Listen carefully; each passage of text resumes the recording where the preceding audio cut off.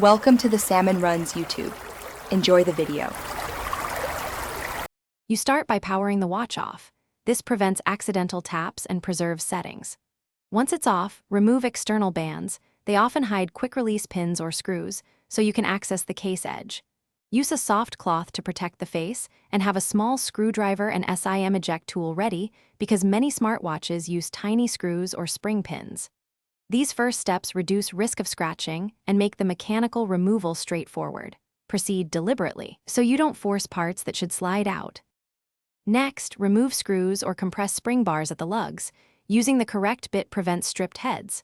Once fasteners are out, insert a plastic pick between case halves and work around the perimeter. Metal tools can damage seals. When the back lifts, identify the battery connector and flex cables.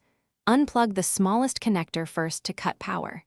Keep each screw and part in labeled containers so you can reverse the process. Taking pictures during disassembly also helps, because orientation matters for reassembly. Finish by carefully lifting out the battery and any sensor modules. Don't bend or puncture cells, and use plastic tools around adhesives. Once components are out, clean connector contacts with isopropyl on a lint-free swab.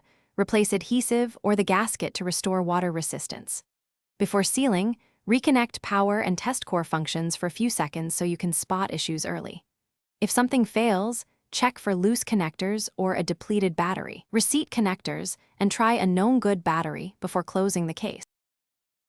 Thanks for watching. Consider subscribing if we helped you.